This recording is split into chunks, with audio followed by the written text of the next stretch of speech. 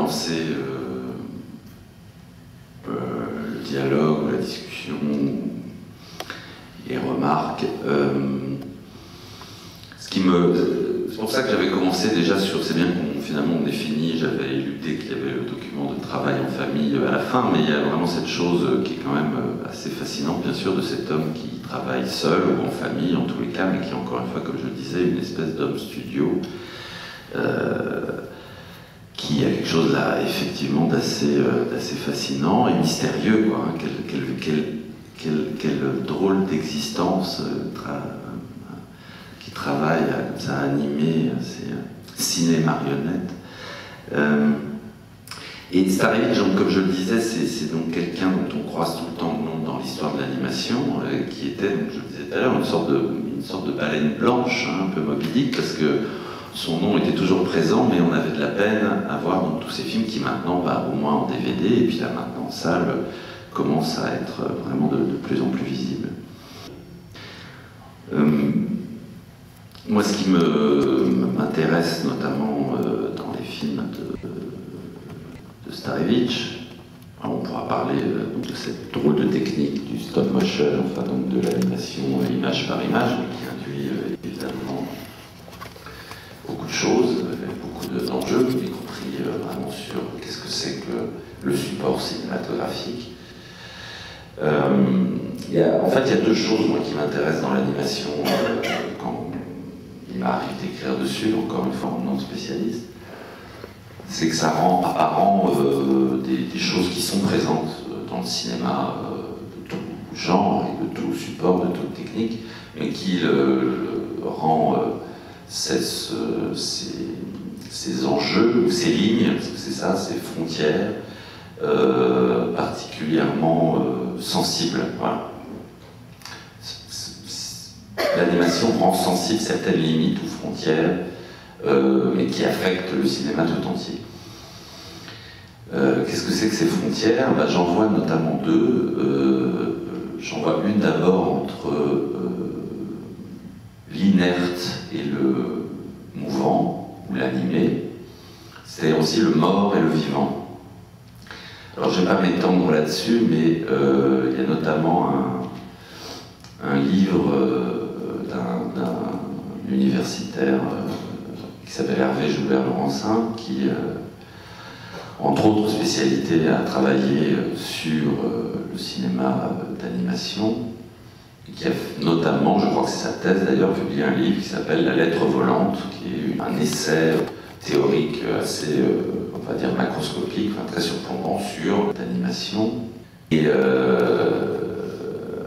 il insiste beaucoup, parce qu'il se trouve que par ailleurs, Joubert-Laurencin est quelqu'un qui travaille beaucoup sur André Bazin, le fameux fondateur des Cahiers du cinéma, qui a eu des rapports un peu compliqués avec l'animation, puisqu'a priori c'était l'autre précisément du cinéma, et en même temps, bizarrement, quand on regarde, je vais très vite là, mais quand on lit les fameux textes, les textes canoniques d'André Bazin sur qu'est-ce que c'est que le cinéma, etc., bizarrement, il utilise souvent des cas limites, enfin, il utilise souvent des exemples issus de l'animation.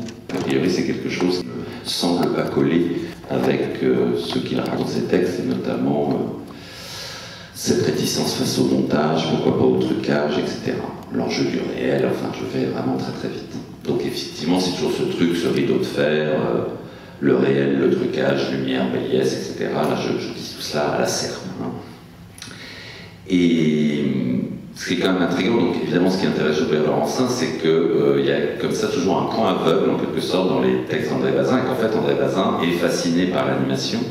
Et dans son livre, La lettre volante, il essaie de relier justement tout ce que a pu dire Bazin, ce qu'on appelait le bazinisme, qui a eu une importance vraiment, enfin une influence pour le moins massive sur la critique française en tout cas, et même voilà, sur toute une lignée critique par-delà la France, et l'animation, ce qui est une manière pour lui de raccorder, bien sûr, ces deux, le cinéma et le cinéma d'animation. Et notamment donc sur cet enjeu, Joubert-Laurencin insiste beaucoup sur le fait que voilà, il est en fait contre l'idée que animer ce serait donner vie. Il dit oui spontanément, on dit toujours l'animation, c'est voilà, c'est la même racine que l'animisme, donc c'est donner vie à ce qui est immobile, etc. Mais peut-être qu'à chaque... Alors effectivement, c'est donner vie, mais lui, ce qui l'intéresse, c'est aussi que, notamment d'autant plus d'ailleurs sur des cas comme cela, peut-être, que chaque photogramme, c'est aussi, il dit la mort qui marche. C'est-à-dire qu'il y a quelque chose sur aussi, voilà, des figures figées. Il y a une morbidité sous-jacente. Enfin, je veux dire, dans le stop motion, il y a évidemment, pour moi, hein, il y a quelque chose quand même dans ce drôle de mouvement, qui est un mouvement singulier quand même, hein, qui effectivement n'est pas celui il y a quelque chose de surnaturel, évidemment, quelque chose d'une animation qui ne va pas de soi à tous égards. Il y a une morbidité sous-jacente pour moi là-dedans. D'autant plus que d'ailleurs, on pourrait non seulement renvoyer à une autre grande figure du stop motion, qui est Jan Zwackmajer, que vous connaissez peut-être, tchèque, vraiment ouvertement surréaliste, et lui ouvertement, c'est d'ailleurs un des pivots sur lequel s'appuie Joubert Lançin en parlant de la mort qui marche.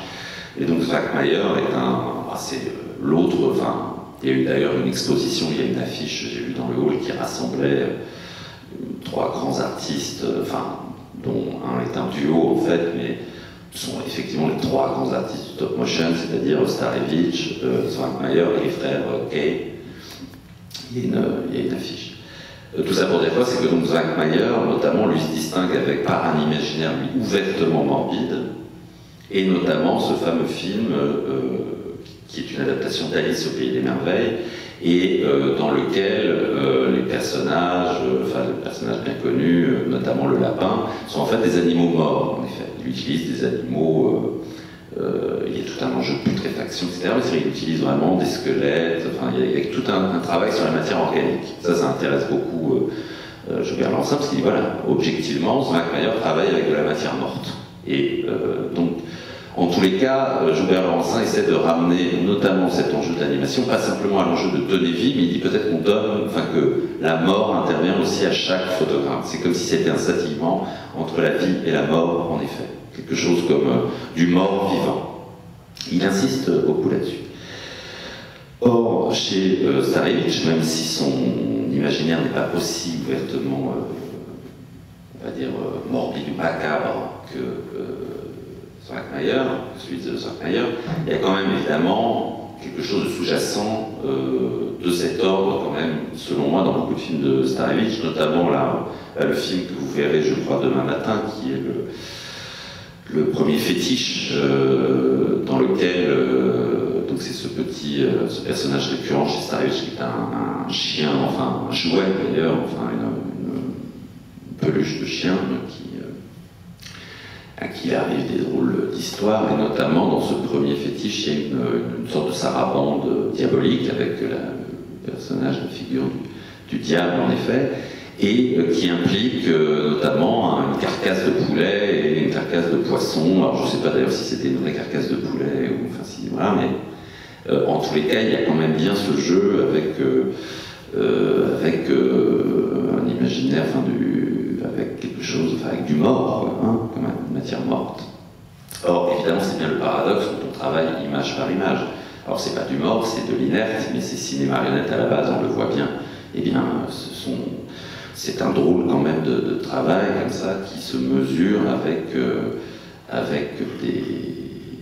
des effigies qui sont bien sûr inertes en elles-mêmes. Bon. Je dis ça un peu là, voilà, c'est assez schématique ce que je dis, mais bon. Quand même, je crois que le stop motion et chez Starevich, voilà. Remarquez quand même déjà dans les films qu'on a vus, il y a déjà une façon de presque métaphoriser ça dans ces films. Par exemple, là, dans 2 des 4 films qu'on a vus, le film là, Amour noir et blanc, je ne sais plus si c'est ça, Amour noir et blanc ou... Pardon? C'est Amour blanc et noir. Voilà, Amour blanc et noir. Voilà. Mais il y a aussi Amour noir et blanc. Ah bon, bah alors voilà. Voilà, justement, oui, c'est la sonorisation 32 et le remontage avec d'autres scènes, etc., d'un film de 21. Parce que quand le son est arrivé, il a repris des muettes, il a transformé et sonorisé. Il a tout le temps repris comme ça. Celui-là, c'est blanc et noir, pareil pour les yeux du dragon. L'amour blanc et noir, justement, je pensais aussi aux Yeux du Dragon. Ce qui est frappant dans ces deux films, c'est qu'il y a quelque chose quand même sur le figement, et il y a quand même quelque chose de curieux dans cette drôle de troupe, cette troupe ambulante qu'on voit dans Amour blanc et noir. Ce sont à l'évidence, comme ils sont présentés, comme c'est souvent le cas chez Starevich, comme des sortes de jouets d'emblée, c'est-à-dire qu'ils apparaissent avant tout dans des boîtes, comme des jouets en boîte, mais évidemment ces boîtes évoquent aussi vraiment des cercueils. Enfin moi je vois quelque chose de curieux, c'est-à-dire on est là dans l'effigie mise en scène, mais il y a aussi bien cette histoire de tout d'un coup la mort est animée. Enfin je veux dire, il y a quelque chose, je trouve, d'assez frappant, et de même dans Les Yeux du Dragon, vous voyez bien que c'est l'histoire de ce vase qui se réveille et qui, à la fin, revient au figement, enfin un monde qui s'éteint et qui se pétrifie, qui meurt. Comme si, donc, il y avait toujours cette idée du figement sous-jacent, en tous les cas, voilà, une manière de mettre en scène le fait qu'on travaille effectivement avec cette matière inerte et qui peut évoquer à plusieurs égards quand même l'inerte, sinon le mort. Au passage, bien sûr, il y a aussi tout l'enjeu qu'on entrevoit là dans tout l'enjeu des animaux chez Starevich, qui sont très nombreux, mais évidemment qui peuvent évoquer aussi, d'autant plus, donc je le disais, c'est quand même très important dans la vocation de Starevich, le fait qu'il ait commencé à travailler le stop motion avec des insectes bien réels, des insectes morts, puisqu'il essayait de simuler leur mouvement, donc c'est quand même utiliser là encore un matériau très particulier. Et évidemment, dans tout son bestiaire, toute la veine animalière de Starevich qui est très importante, évidemment, il y a aussi confusément un imaginaire de taxidermiste. On pense aux taxidermistes, donc à des animaux empaillés. On voit bien que, enfin, je veux dire, Starevich ne travaille pas particulier. Il y a une étrangeté fondamentale dans ces animaux, et Starevich a un art très particulier, précisément, de ne pas viser. Sinon, pourquoi faire du stop motion? Il ne vise pas une totale impression de réalité. Il y a évidemment une étrangeté fondamentale dans ces animaux, qui peuvent évoquer des animaux empaillés qui se mettent à bouger. D'ailleurs, au passage, là aussi, je ne crois pas complètement extrapoler, puisque dans le fameux fétiche dont je parle, et qui passera demain matin, même si c'est un jouet, précisément, au début, il est décousu, tout comme on voit de manière apparente la paille, ou que c'est la matière qu'il y a à l'intérieur de la peluche, et qui évoque aussi l'imaginaire du taxidermiste, enfin de l'animal qu'on empaille, évidemment.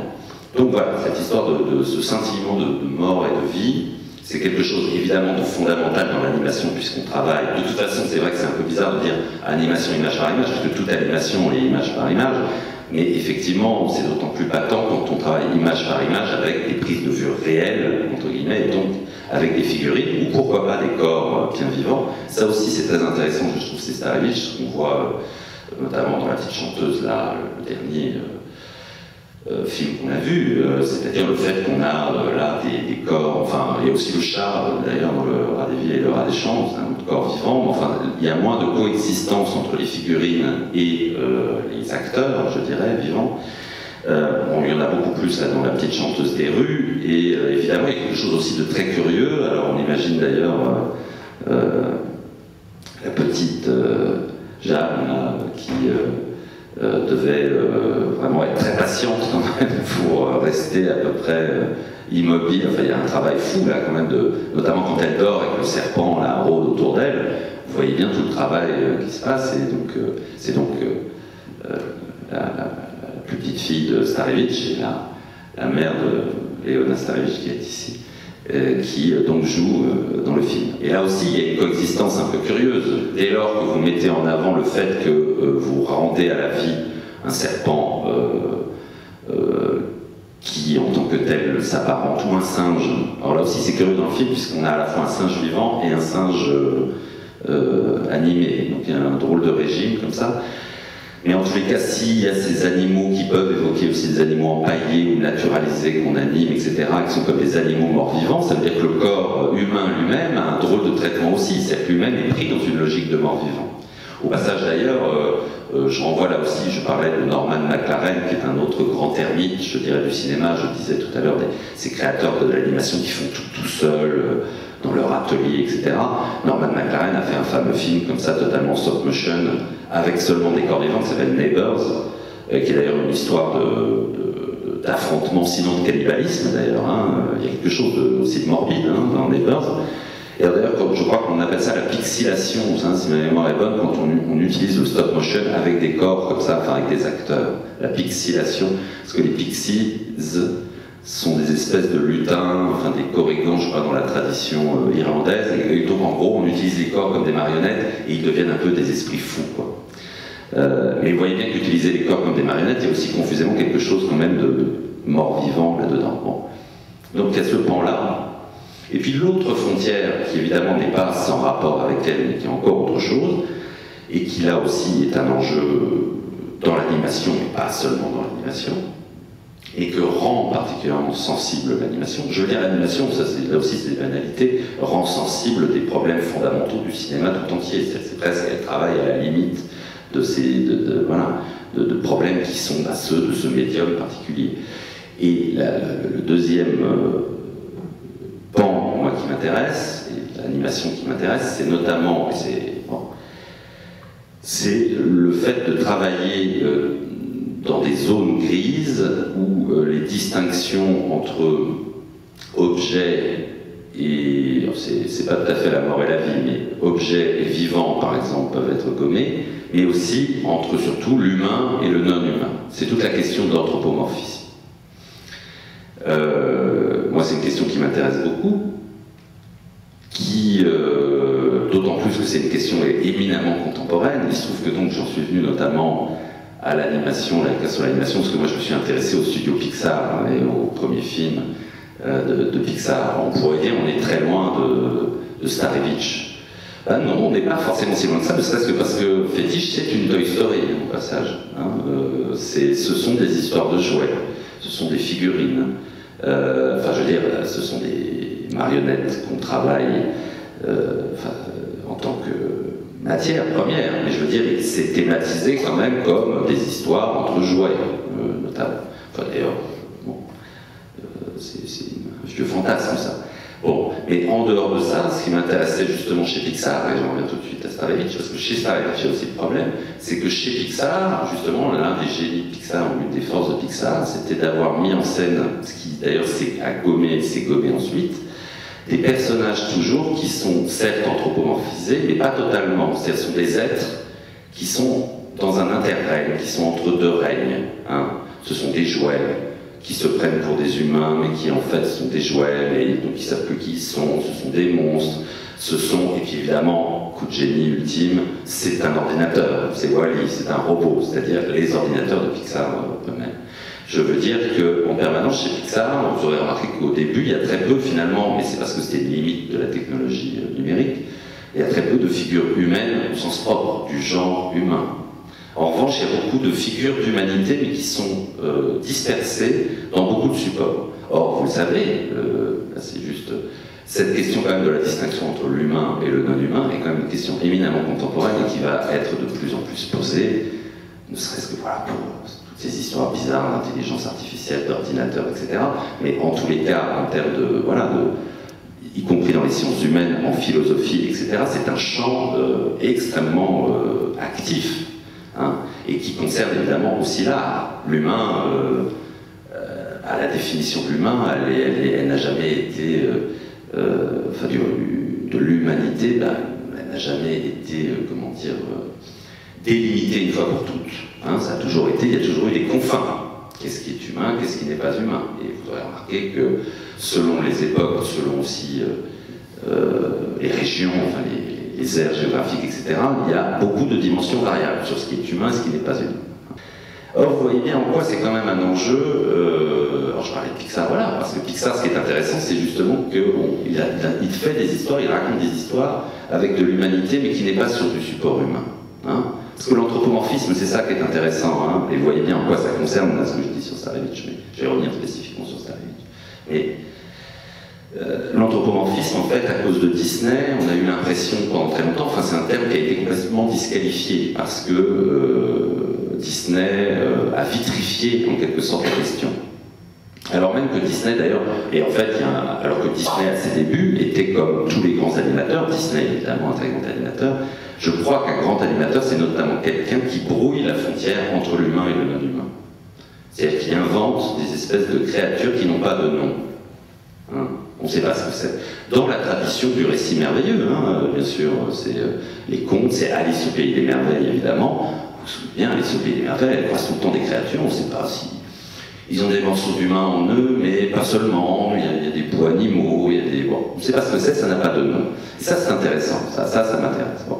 Or, Disney, au début, il était bien dans cette tradition, jusqu'à Fantasia. C'est à Fantasia que ça pivote. Hein. Fantasia, qui est d'ailleurs, il y a beaucoup de choses entre Fantasia et l'imaginaire de Starevich. Enfin, je ne sais pas si on a des... Je sais pas si Disney était, je pense, suffisamment aux aguets pour peut-être, voilà... avoir vu du Starevich, je ne sais pas, vous avez peut-être des éléments là-dessus, mais en tous les cas, jusqu'à dans Fantasia, vous voyez bien qu'il y a une espèce de grand feu d'artifice ultime presque chez Disney, où on a plein d'êtres sans nom. Des choses, voilà, des balais qui marchent tout seuls, des hippopotames en tutu, des bon.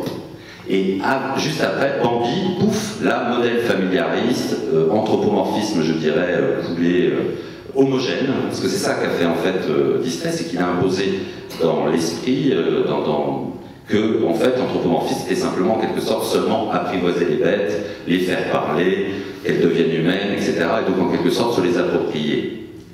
C'est-à-dire qu'elles devenaient des pures projections.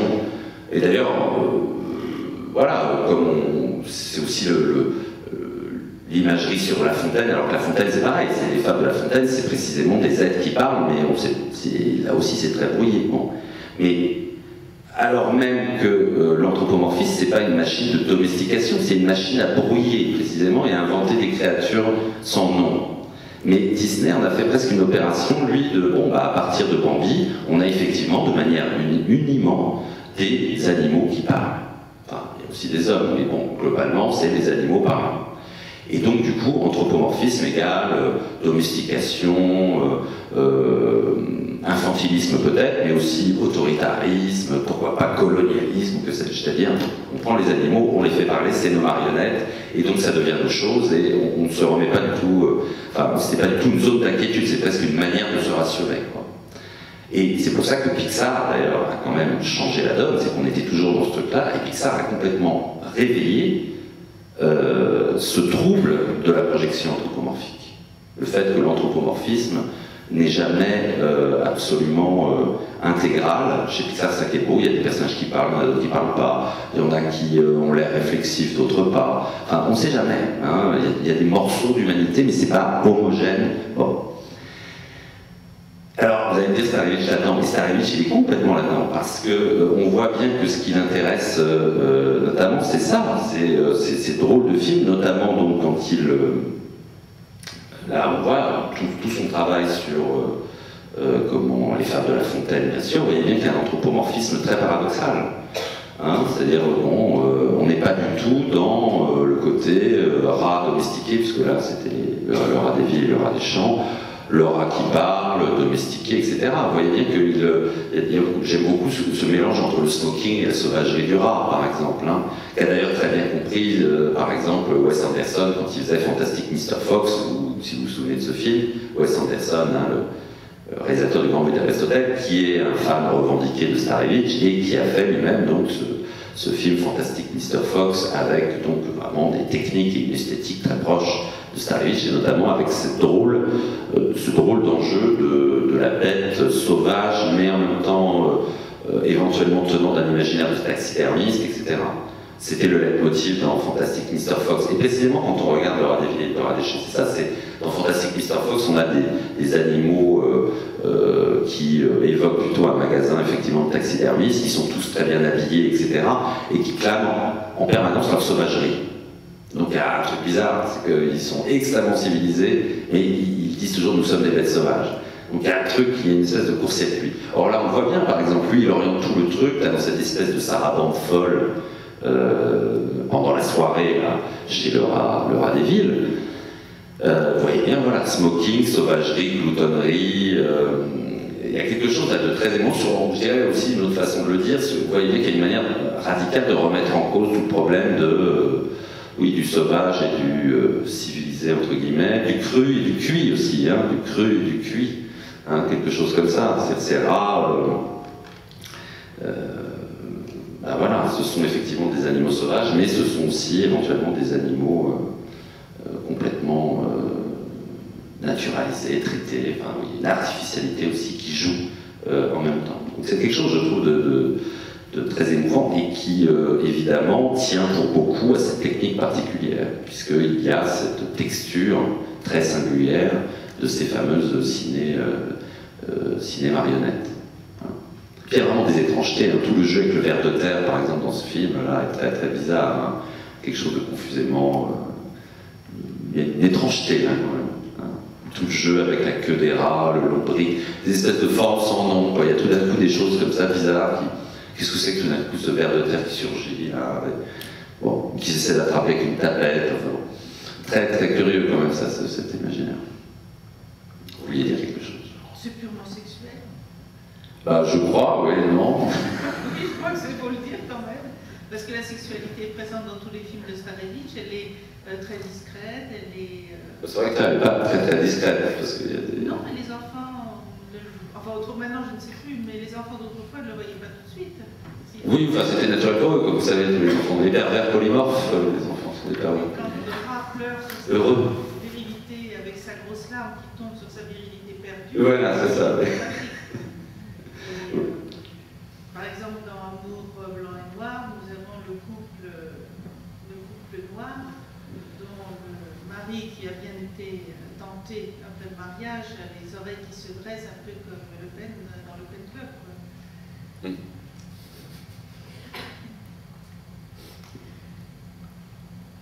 Je sais pas, là, déjà j'ai fait un peu, là, je ne veux pas monopoliser non plus la chose, mais je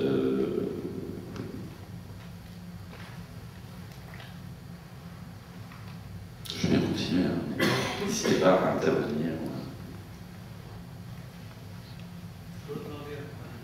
S'il reste, on avait des belles marionnettes, et s'il en reste, non, c'est pas la peine, je seulement poser cette question, savoir s'il reste des marionnettes, des modèles, oui, ou si il reste tout a été détruit ou reste perdu. des ciné-marionnettes. Starevich les aimait énormément. Par exemple, vous avez vu La Reine tout à l'heure, pour lui la Reine c'était Françoise Roset par exemple. Hein. Donc quand on connaît cette actrice et qu'on voit la lionne du roman de Renard, tout de suite on est en plein et dans le cinéma et dans les fantasmes personnels de Starevich. Et il reste donc la reine, il reste le lion, il reste l'ours, de nombreux personnages du roman de Renard, puisque Irène, la fille de Starevich, a préservé toute sa vie ce matériel, tous les matériaux, les décors, etc. Et progressivement, au fil des années, au fil des inondations, au fil des termites, etc., on a détruit ce qui devait ne pas gâcher et abîmer le reste. Et ce à quoi tenait le plus Starevich, c'était ses marionnettes. Il avait d'autres collections de papillons, de cartes postales, de livres, d'appareils photo, de caméras, tout ça on l'a vendu au fur et à mesure pour vivre, mais les marionnettes persistent, sauf celles qui ont dû être détruites, celles qui ont été volées, bon, ça c'est la vie. Hein. Et puis elles sont régulièrement exposées. Et monsieur parlait de Métamorphosis, l'exposition qui a eu lieu à Barcelone de octobre à janvier, puis après à Madrid. C'est une exposition qui montrait à la fois les matériaux, le cabinet de curiosité de Schwankmajer, celui des Qua Brothers, et des marionnettes de Starevich. Donc c'est une exposition qui était extraordinaire parce que créée par un regard espagnol qui n'est pas du tout un regard français, européen ou slave. C'était une autre vision sur ces réalisateurs et ces créateurs. Et elle a réuni plus de 160 000 personnes, des personnes qui disaient « mais comment se fait-il qu'on ne connaisse pas Starevich ?» Donc c'était... Et régulièrement, on fait des expositions de marionnettes, ce qui nous permet de financer la restauration des nitrates. Tout est lié, tout est lié. Mais monsieur Aubron, je vous en prie.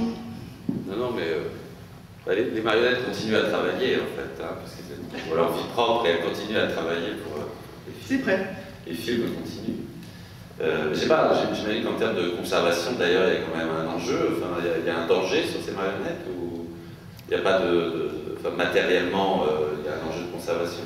Bah, il faut plus elles sont anciennes, plus elles sont solides.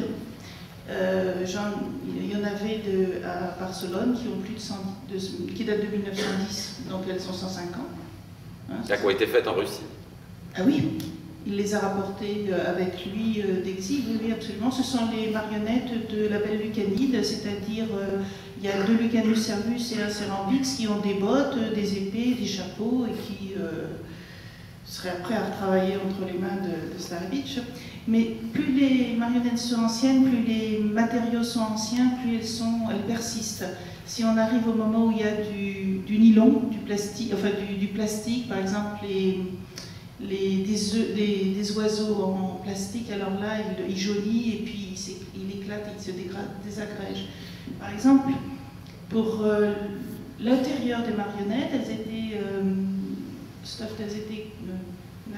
pas naturalisées, mais elles étaient remplies soit de mousse, soit de paille, soit de liège. Alors le liège au fil des années se décompose un petit peu, la mousse se tasse, et donc elle s'effrite la mousse. Mais le liège, c'est costaud le liège. Le loup, il a commencé à perdre un petit peu des muscles de cuisse il y a une quinzaine d'années, il n'y a pas tellement plus de disparition de muscles, il est encore vigoureux. Mais d'autres, on le vend tout, parce que ça se désagrège.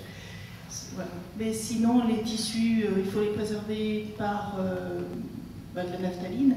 Et le matériau plastique dont parle le film Commanda et s'anime, ce n'est pas du plastique, c'est un matériau qui est malléable. Et entre autres, c'est la peau de chamois qu'il collait mouillée sur la structure de bois. Quand la peau se séchait, elle adhérait à la structure et on avait l'impression de la vie. Il mettait les moustaches avant dedans. Les dents, vous avez parlé tout à l'heure des dents du loup, eh bien les dents sont en bois. Et par exemple, dans Fétiche 3312 ou Fétiche mascotte, le poisson et le squelette du poisson et le squelette de la poule, du poulet, ce sont des bois qui sont ciselés exactement comme la forme de chaque os, la décomposition du squelette des animaux. Les griffes sont parfois en métal, parfois en corne, pour donner l'illusion de la réalité. Les matériaux étaient très simples, hein. N'hésitez pas à prendre un morceau de tapis, un morceau de nappe, à décrocher un rideau, à couper, bouger un petit peu tout ça pour que ça ne se voit pas, que ma grand-père ne découvre pas trop vite qu'il avait un petit peu entamé les biens du ménage, mais c'était des choses très simples, qui durent, oui.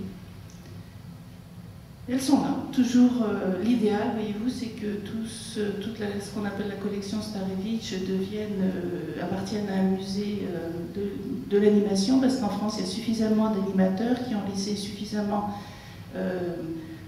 de matériaux, soit filmiques, soit des tables de travail, des tables de tournage, des corps, des cellulos, etc., pour qu'il y ait un magnifique musée de l'animation, mais on n'y est pas encore. Au début, vous parliez d'un art un peu morbide, du rapport avec la mort, etc. Ça, c'est des idées d'intellectuels qui se cassent un peu la tête, parce que je trouve qu'au contraire, c'est extrêmement vivant. Et on regarde ça comme on regarde un théâtre de marionnettes. J'étais émue de ce que voir des vieilleries comme ça soient encore aussi vivantes et rigolotes. Ah, mais l'un n'empêche pas l'autre, ça peut être rigolo, mais il y a une matière, moi je trouve, assez particulière aussi quand même. Hein. D'ailleurs, encore une fois, enfin voilà, vous voyez bien quand même le récit même là, du vase qui se fige, et encore une fois, c'est bizarre, je trouve cette troupe qui arrive dans des boîtes, comme ça. Il y a un imaginaire assez curieux. C'est des boîtes de jeu, c'est pas forcément des cercueils.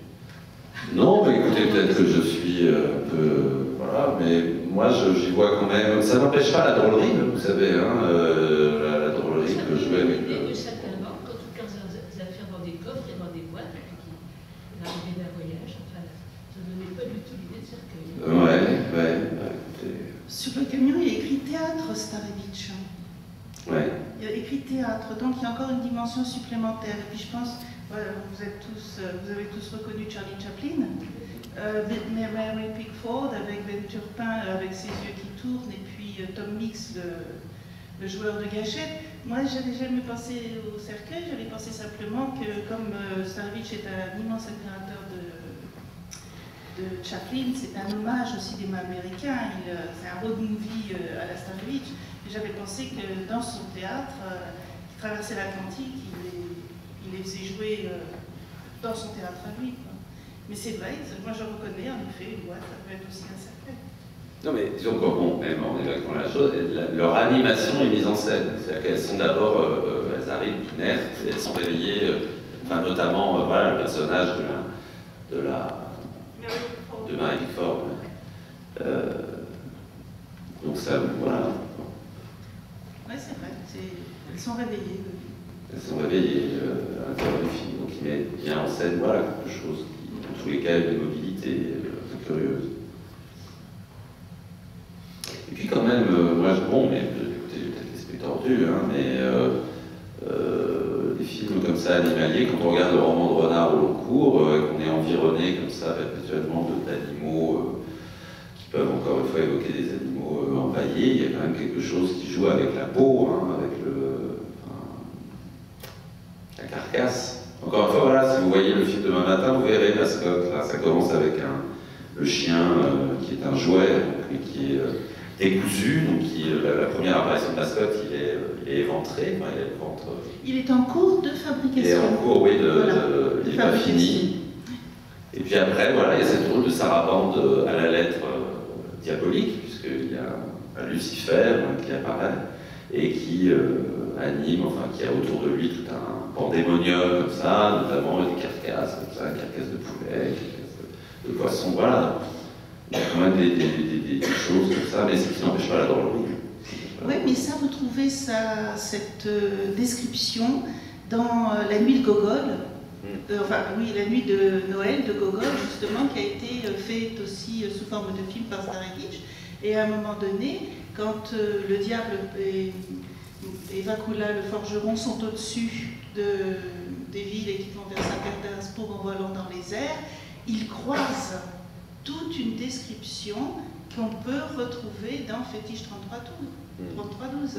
C'est très ancien, c'est pas que du Starevich, c'est aussi une lecture de Gogol. Oui, bah, on sent de toute façon l'imaginaire qui vient de loin, oui, ça c'est sûr.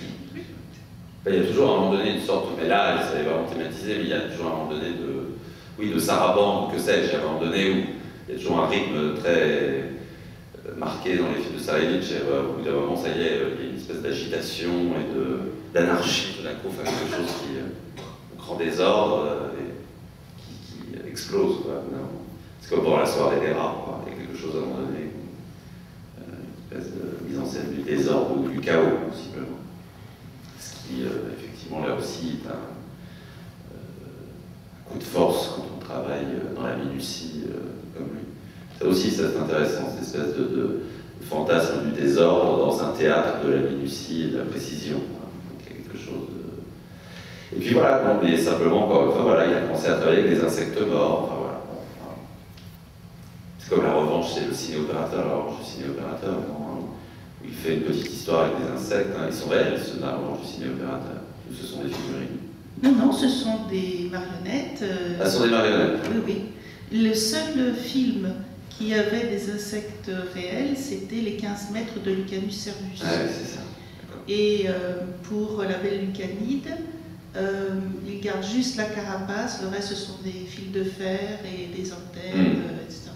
Donc tout le reste, ce sont des animaux reproduits à l'identique, puisqu'il était entomologue, et scientifique, et il connaissait parfaitement.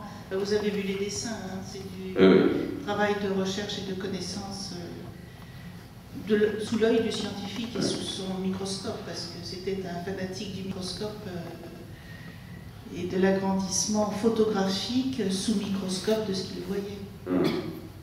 Oui, mais avec voilà, cette drôle de vocation quand même du cinéma qui naît précisément du fait qu'il est difficile d'observer en mouvement des insectes, qu'il ne peut seulement observer mort, enfin, dans les fameuses boîtes entomologistes, etc.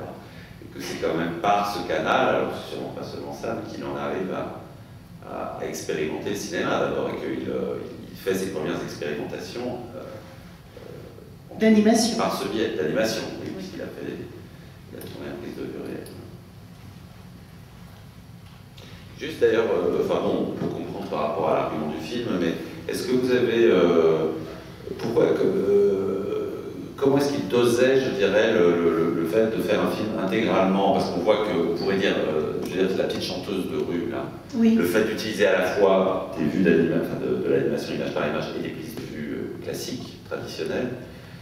Alors on voit que vu l'argument, effectivement, c'était plus simple de le faire comme ça, mais on voit que c'est pas simplement parce qu'il y a des figures humaines, quoi, puisque par ailleurs, il peut faire des films avec des figures humaines, animées image par image. Enfin, pourquoi il choisissait à certains moments d'aller sur la prise de vue réelle, comme ça, enfin, de faire un panaché, en quelque sorte, d'hybrider? Je ne peux pas répondre pour lui, mais déjà en Russie, c'est ce qu'il faisait. Il faisait tourner Irène dans les films, qui avait un scénario bien établi, une fonction, et puis voulait aboutir à quelque chose.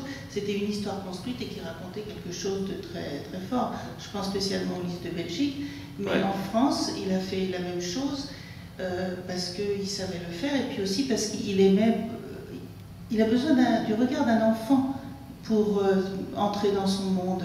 Et donc, quoi de plus facile que de prendre ses filles. Donc, il y a vraiment un image généraliste, hein, quand même, un peu, enfin, même si... Oui, parce que bon, c'est vrai qu'il a un rap. Ça, ce film-là, La petite chanteuse des rues et L'épouvantail, ce sont des films que moi j'ai entendu à la maison dire que c'était pour la famille, simplement pour se faire plaisir, se projeter à Noël, un petit film qui se fait plaisir, mais il les vendait aussi, il les montrait aussi parce que tout le monde voulait les voir. C'est un film de famille qui demande beaucoup d'efforts, quand même. En termes de travail. Oui, mais quand on fait de la qualité, quand on est un homme de qualité, on ne fait pas du sou ou quoi que ce soit. Si vous allez sous les jupons des marionnettes de Starevich, la dentelle, elle est aussi jolie que ce qu'on voit et qui dépasse au-dessus. Hein. Il y a un respect total du travail qu'il fait pour le public qu'il fait. Et dans tous les domaines, quand il illustre un écrivain, c'est un respect total. Et il met sa capacité et son art au service de l'autre qui est aussi un grand artiste. Et je pense que vous dites pourquoi est-ce qu'il veut recréer. Et je pense qu'il avait un ego très fort et qu'en ayant vu comment marchait la nature et en ayant tant d'admiration pour la nature, je crois qu'il se prenait pour. Il tentait le diable en essayant d'être Dieu et de créer. Moi, c'est ce que je crois. Hein. Et puis, il a un scénario inachevé qui s'appelle Le Poète. Et en fait, c'est ça, c'est le poète qui est l'égal de Dieu, qui est le créateur. C'est tout un projet autour de la création qui inclut et qui englobe le poète en tant que Dieu. Donc, on n'est pas très loin de sa façon à lui de voir son environnement et d'y participer. Il y a un élément très important du monde et de l'espace, puisqu'il va aussi sur la Lune en 1911 dans un film. Mais je pense que son écho était très fort. Mais en restant chez lui, il est du royaume. Ah oui, en dressant les pieds sur terre, bien sûr. Et surtout dans la nature.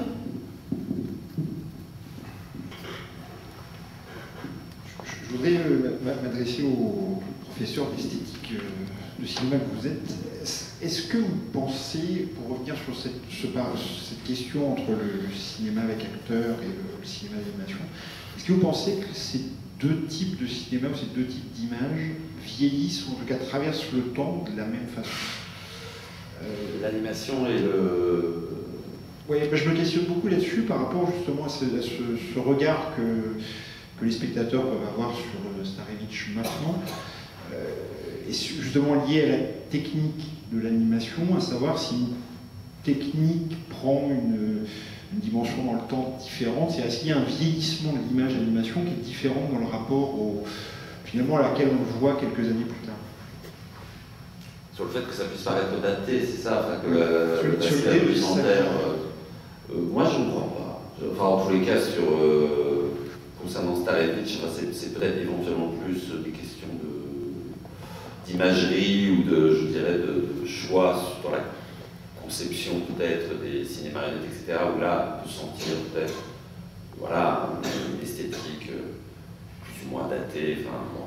Mais après, dans le mouvement, le travail sur le mouvement, je pense, et d'ailleurs c'est une technique toujours utilisée, preuve, voilà, Wes Anderson l'a utilisé, etc., et qui est assez unique dans son rendu. Je veux dire, alors on peut dire, voilà, on peut effectivement faire pseudo stop motion avec un ordinateur, comme on peut faire n'importe quoi avec un ordinateur, mais je veux dire, je crois que le rendu quand même, cet art de la saccade, hein, et de l'automate, enfin de l'automate acrobate en même temps, c'est ça qui est beau, je trouve, c'est ça, on est à la fois dans effectivement la virtuosité, en plus il fait tout le temps des coups de force, il y a toujours des courses-poursuites en stop motion, c'est ce qu'il y a de pire à faire, il y a toujours des courses-poursuites, et en même temps, il y a toujours ce côté un peu automate ou mécanique qui transparaît nécessairement, mais je crois que c'est quelque chose qui lui plaît, ce mouvement-là, on sent la mécanique du mouvement, enfin, où il rappelle quand même qu'un corps, c'est aussi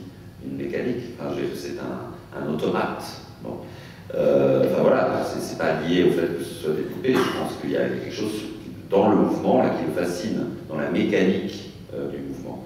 Et bien sûr, voilà, c'est on revient sur la chronophotographie, des canaux qui ont conflué vers le cinéma, enfin, c'est bien venir à cet enjeu de la décomposition et de la composition. Donc ça, il y a une espèce là de... C'est intéressant quand on voit dans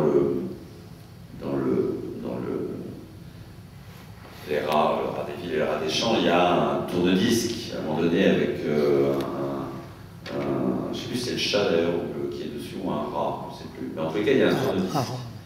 Vous me disiez d'ailleurs que vous aviez trouvé dans les collections de Starevich des disques annotés en quelque sorte à la craie, etc. Parce qu'effectivement la question du rythme est évidemment importante. Mais je pense que dans ce jeu-là du stop motion, il y a quelque chose, c'est intéressant qu'il y ait ce disque-là, parce qu'il y a... je ne dis pas que Starevich est un mixeur et qu'il fait du scratch avec des disques, mais je veux dire, il y a quand même quelque chose, je pense, dans ce jeu-là de l'accélérer, enfin, le fait comme ça de composer, de décomposer et recomposer le mouvement, qui le passionne et qui, je crois, n'a pas d'équivalent, c'est une technique particulière. Donc, je ne crois pas qu'il y ait un enjeu de vieillissement de ce point de vue-là. Au contraire, je crois.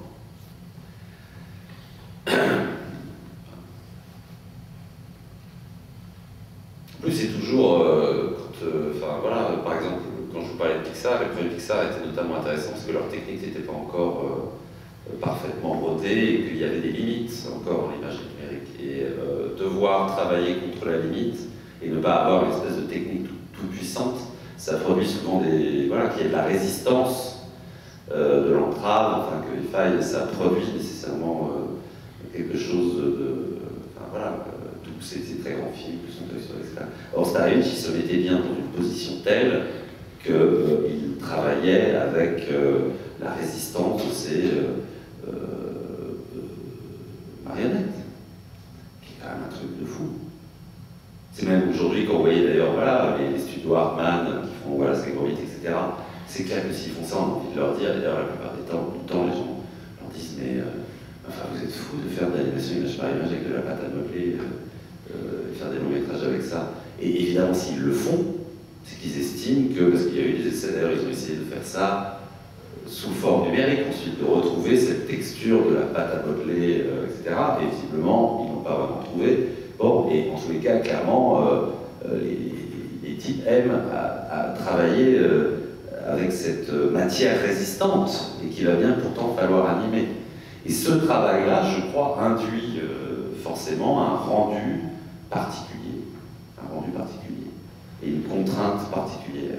Et voilà, c'est vraiment se mettre un maximum de contraintes.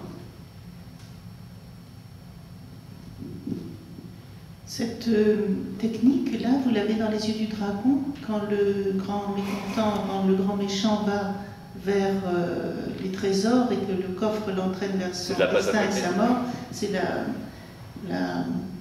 l'animation qui se module au fur et à mesure et qui s'anime, c'est de la pâte à modeler. Et après, ça s'est détruit, ça. Ça s'est desséché, ça s'est tombé en poussière. J'aime beaucoup la respiration du dragon aussi, hein, le ventre qui rebondit. Bah, c'est normal, le méchant est en train de lutter avec ses armes tant qu'il peut pour sortir. En fait, ce sont à l'intérieur, il y a des plaquettes de bois qu'on visse et qu'on dévisse pour prendre les photos. Enfin, pour animer image par image. Comme dans la respiration de la lionne pour la reine, ce sont des plaquettes de bois. Bon, enfin, je ne sais pas si j'ai répondu vraiment à la question, mais... Si, parce que c'est... justement, je comprends... J'arriverais pas à comprendre qu'on puisse me dire, justement, ça vieillit mal. Vous savez, cette phrase un peu étrange que les gens peuvent sortir tout le temps quand ils regardent un film ancien, alors que là, on reste quand même complètement halluciné par la fluidité du mouvement qui prend complètement le dessus sur une idée d'âge de l'image. Oui. Enfin, je sais pas, j'avoue que l'âge du film, voilà, on peut être juste ébahi par la virtuosité, mais après, effectivement, c'est pas vraiment un âge. Je crois pas.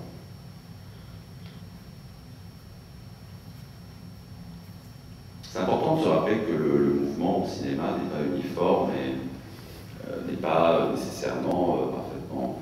Ça fait toujours du bien, même dans un film classique, d'avoir un peu d'accéléré, ou un arrêt sur image, un retour en arrière, un ralenti. Voilà, c'est bien de se rappeler qu'il n'y a pas une vitesse de défilement unique, que la machine ne tourne pas rond toujours. Enfin, voilà, que le mouvement est une cadence qui ne va pas de soi, qui peut être composée et recomposée. Donc, notamment, je crois qu'effectivement, l'animation est un terrain d'expérimentation pour ça. Il n'y a pas que l'animation, il y a le cinéma, qui peut être confin d'animation, il y a le cinéma expérimental. Nous avons un spécialiste au 3e rang. Il y a comme ça des franges, effectivement, qui rappellent que les fameuses 24 images par seconde, qui sont plus 24 images par seconde aujourd'hui, généralement numérique, ça n'a plus tout à fait le même sens, mais ne sont pas gravés dans le marbre en termes, je dirais, de défilement.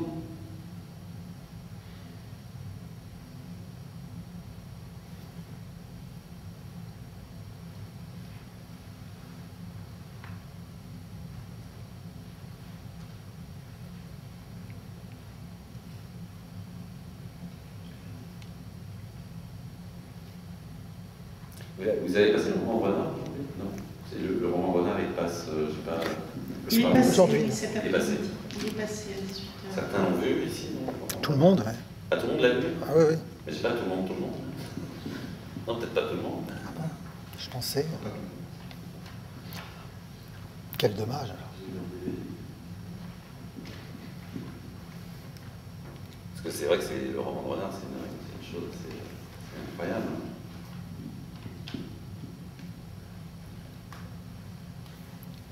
Et bon, c'est pas seulement, on n'avait pas l'idée qu'il y a pas un peu morbidisé dans le roman aussi. Puis ils font du mal, souvent, ça c'est la base de l'animation, c'est la cruauté aussi dans l'animation. Ça c'est pas propre à Starevich, mais c'est toujours, que ce soit Tex Avery, Starevich ou Neighbors, McLaren, etc., c'est quand même toujours des enjeux de se manger, de se poursuivre, de dévoration. C'est bien ce que Joubert Lansin raconte sur ces histoires de vie et de mort, c'est que c'est vrai qu'il y a beaucoup d'enjeux de se manger, enfin de dévoration. Ce sont des bêtes qui se poursuivent, c'est des pipes et des coyotes. Enfin, je veux dire, dans l'animation, c'est un enjeu de base, la prédation et le fait qu'on se poursuit. Il y a toujours cet enjeu de qui va manger qui, quand même, qui va avaler qui, digérer qui. Et bon, dans le roman de Renard, il y a bien le sadisme bien connu du roman qui est restitué, le pauvre loup, etc. Et l'air de rien, bon, ce sont des films aussi, on peut se dire quand on voit ça, je sais pas, il y a des cinéastes que moi j'aime beaucoup qui ont pu voir Starevich et qui ont pu, je ne sais pas, le fameux bal des oiseaux de Franju d'Aix, je ne sais pas, des choses comme ça, par exemple, Franju, je pense qu'il a dû voir Starevich, enfin, toutes ces espèces cet enjeu de la fantasmagorie, encore une fois, des animaux anthropomorphes ou zoomorphes, on ne sait pas trop, avec des morceaux d'animaux et l'humanité. Enfin, je pense que voilà, ça serait assez intéressant oui, de voir aussi quelle a été l'influence de Starevich à l'époque, y compris sur, en dehors de l'animation. Parce qu'il y a eu il y a eu des vrais succès, quoi, à un moment donné. Enfin, ça a été des films, il y a eu des films très vus. Tous ces films ont été très vus en Russie, tant en Russie qu'en France, jusque dans les... Jusqu'à la guerre, en fait, non? Oui, en gros, c'est ça, jusqu'à 1920. Même le roman de Renard qui est sorti en Allemagne a beaucoup été vu en Allemagne, même s'il n'a pas été vu en France, parce que sa sortie a été retardée de 10 ans à cause du problème de sonorisation français qui a raté. Ils avaient opté pour le disque n'a pas marché, donc Malpass a fait faillite, mais 10 ans après, donc Starevich a repris tous ses droits, etc., et a pu le sortir, mais 10 ans après seulement. Mais tous les films des années 20 étaient connus, tous les films étaient attendus dans la presse. Starevich tourne un nouveau film, ça va être ça, les journalistes vont et l'interviewent. Et par exemple, vous demandiez tout à l'heure si Disney connaissait Starevich. Oui, c'est évident. Et d'autant plus que, par exemple, en 1928, Starevich réalise un film qui s'appelle L'Horloge magique avec comme musicien Paul Dessau, l'allemand. Et il y a chaque année régulièrement, l'association Paul Dessau demande l'horloge magique pour faire comme ça se faisait à l'époque, c'est-à-dire projeter un Disney en même temps qu'un Starevich. Parce que Dessau avait créé pour un film de Disney la musique en même temps que pour Starevich. Donc cette association Dessau demande les deux films pour qu'ils soient projetés comme à l'origine. Et il y a aussi le fait que... Non, je ne sais plus. C'était un propos... Ah si, qu'on a proposé à Starevich justement à cette époque-là, dans les années 30, on lui a proposé un studio à Hollywood avec toute une équipe de 200 personnes pour travailler. Et lui, il a refusé, il a dit « moi je travaille seul ». Donc oui, c'était pour voir comment allait évoluer la marionnette animée et comment allait évoluer le dessin animé. Studios Walt Disney ont évolué dans des proportions gigantesques, et la marionnette animée n'a pas percé à ce point. Alors, en termes de rendement, je pense, de productivité, il y a quelque chose qui bute. De fait, je pense qu'il doit y avoir, on ne doit pas pouvoir travailler de la même façon que sur du cello, comme ça, où on peut imaginer effectivement... Il y a surtout aussi à 200 personnes ou 2 personnes. Oui, voilà, c'est ça. Ou alors il faudrait vraiment une organisation folle pour que chacun ait exactement la même poupée et que... Enfin bref, ce serait un peu compliqué, effectivement. Oui. D'où la beauté, oui, effectivement, encore une fois, de la résistance de la... Parce que c'est ça, voilà, le paradoxe aussi, tout simplement, c'est une autre manière de le dire, mais a priori l'animation, c'est ça qui est quand même étonnant dans ces gens qui travaillent comme ça, le stop motion, et surtout avec des figures comme ça, enfin, des marionnettes, mais a priori l'animation, on a l'impression que quand on fait ça, c'est précisément pour s'exonérer de la part la plus, comment dire, difficile, compliquée de la matière, des contraintes matérielles, d'avoir une liberté totale sur la pellicule, etc. Or, bizarrement, ils s'exonèrent ils font de l'animation et presque en se rajoutant encore plus de contraintes matérielles que dans un film de prise de vue habituel, quoi, quand même. Alors qu'a priori, on peut se dire, bon bah voilà, oui, je fais de l'animation, on pourrait spontanément se dire qu'un réalisateur choisit une animation parce qu'un tournage, ça l'ennuie et que c'est trop de contraintes pour lui. Or là, j'ai l'impression que voilà, il se rajoute encore plus de contraintes. Donc il y a quelque chose quand même là dans le jeu, je trouve, hein. Alors peut-être dans le fantasme de donner vie, etc., mais je crois qu'il y a un plaisir de travailler comme ça avec cette matière qui résiste. Et c'est vrai qu'en cela, du coup, ils sont assez paradoxaux dans le fameux, donc, comment dire, Yalta, enfin pas Yalta, mais le rideau de fer qui a été institué très tôt entre la lignée lumière, de la prise de vue, de l'enregistrement du réel, etc., et la lignée Méliès, le trucage, la fantasmagorie, etc. On sait bien que c'était faux des deux côtés, enfin que c'est pas aussi clair que ça de chaque côté. Mais bref, ces deux camps, ces deux blocs qu'on a institués très tôt. Or, ce qui est bizarre, c'est que là, on a bien un trucage, mais qui en même temps passe par précisément une sorte comment dire, de corps à corps avec quand même une matière quoi, à travailler et à faire bouger. Donc là, il y a quelque chose de paradoxal, je trouve. Il se mesure à cette matière-là. Donc il y a effectivement là une espèce de zone grise entre ces deux lignées complètement schématiques et encore une fois qui étaient voilà, qui valent vraiment aujourd'hui, mais qui quand même, comme on le sait, ont été quand même très très agissantes dans l'histoire du cinéma et la critique de cinéma. Donc c'est vrai que c'est ça qui est assez prodigieux, assez étonnant et qui est quand même très très particulier au stop motion, parce que même si quelqu'un comme McLaren l'a fait une ou deux fois, bah voilà, pour l'essentiel il travaillait sur le ruban de film, hein, sur la pellicule, et lui pour le coup c'était vraiment quelqu'un qui ne voulait pas du tout, qui voulait pas se coltiner de la prise de vue. Il n'a pas fait beaucoup de prises de vue, McLaren, pas beaucoup. Ou alors simplement pour précisément filmer des danseurs parce que les mouvements de danseurs le fascinaient, mais qu'il y avait encore cet enjeu de composer, recomposer le mouvement, etc. Alors que voilà, Starevich, lui, il s'est tenu à cette technique. Donc il y avait bien quelque chose, je pense, qui l'intéressait dans ce combat avec oui, donc c'est très simple, c'est qu'effectivement, moi je ne suis pas un spécialiste à proprement parler du cinéma d'animation. Il se trouve que dans mon parcours de critique, je me suis retrouvé,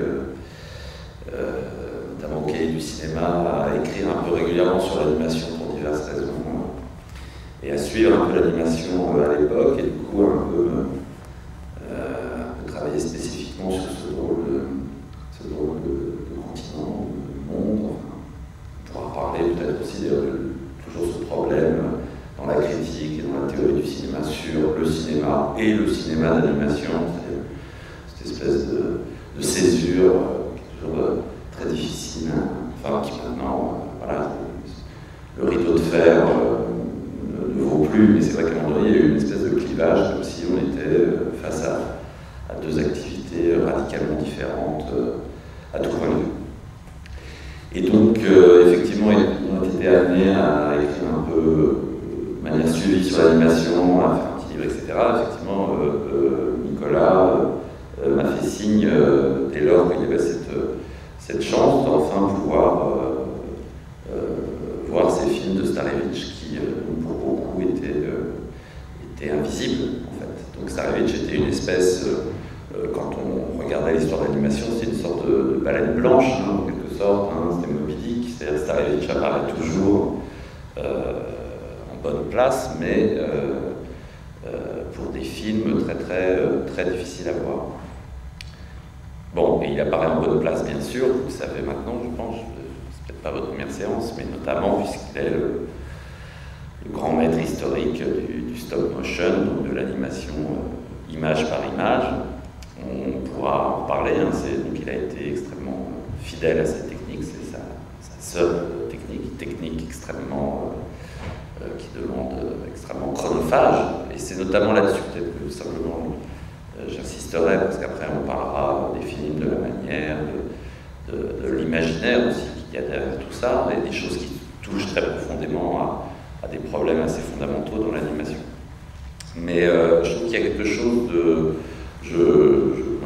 c'est un personnage très mystérieux, Starevich, finalement. Il y a quelque chose de... C'est un personnage très romanesque, je trouve, dans son silence, sa discrétion, etc. Et surtout avec cette idée qui est effectivement un luxe suprême de l'animation, c'est l'idée d'être tout seul dans son atelier et de faire monter un monde avec ses seuls moyens. Enfin, en l'occurrence, il travaillait aussi de manière familiale, notamment avec sa fille Irène, mais je veux dire, il y a cette idée de ma maison et le studio.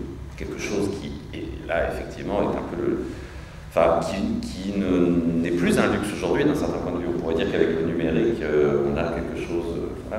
le home studio n'est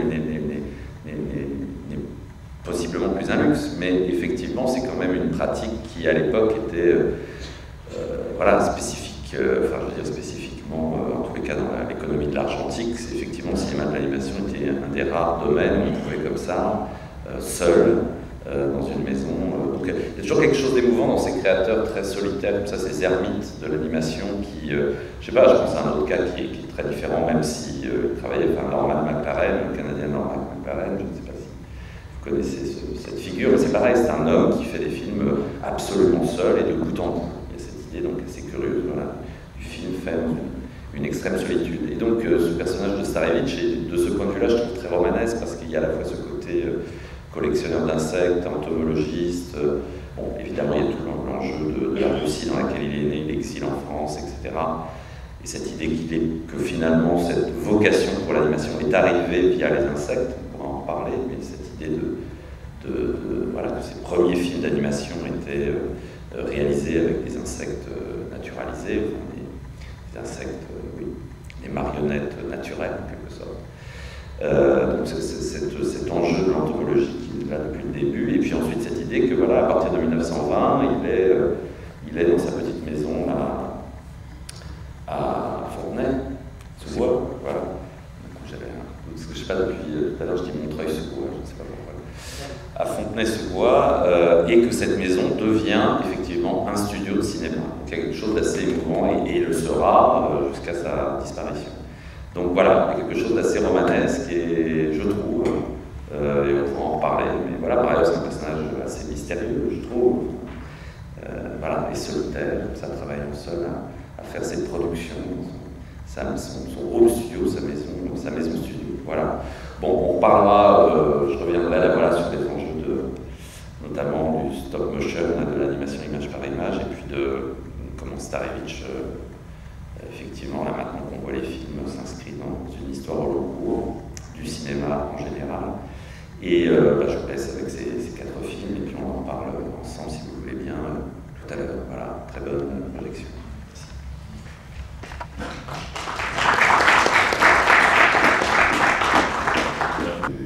Du cello, enfin de purement dessiné, ou de filmer, de quand même tenir, enfin je veux dire, avoir pour matériau des prises de vue réelles, même si c'est image par image. Je crois que ça intuit quand même des façons de voir différentes. Et peut-être que pour lui, effectivement, c'était tout simplement plus naturel de le faire comme ça, mais en termes de rendu, évidemment, ça a de grosses conséquences. Je crois qu'il était très heureux de travailler. Le mot coltiner ne me semble pas convenir parce qu'il s'épanouissait dans son travail. Il a gardé toujours ah bah oui, j'espère qu'il avait du plaisir à faire cela. Ouais. Toujours le regard de l'enfant qu'il était quand il a découvert les herbes, les bruissements, la biche dans le jardin de la maison, les oiseaux, les insectes, les scarabées. Je crois qu'il était heureux. Quoi que la vie lui ait apporté de triste, il y avait toujours ça pour le sortir d'une mélancolie ou d'une tristesse possible. Il avait travaillé avec Irène qui est devenue aveugle progressivement, il l'a vu, ils en ont été conscients, etc. Et pourtant, quand vous voyez le cheval de Fleur de Fougère, elle le coud, elle est aveugle. Voilà, un autre documentaire comme ça. Et malgré tout, il est heureux, ils sont heureux. Bah, il est sur le travail, à l'ouvrage, bien sûr, sur l'établi. Non, mais bien sûr, ça dépend de nous. Vu de l'extérieur, disons, voilà, c'est quelque chose de curieux, enfin de paradoxal.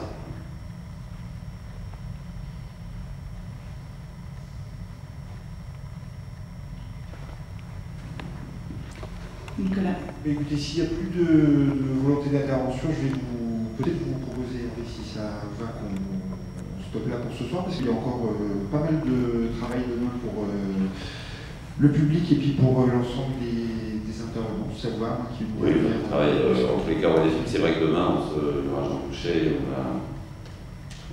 on dialoguera avec Jean-Main. Ouais, demain, il y a un programme assez chargé, puisqu'on commence à 10h, donc cette seconde journée de dialogue Starevich, donc avec les programmes dont vous avez parlé sur le programme 6 qui sera consacré aux fétiches.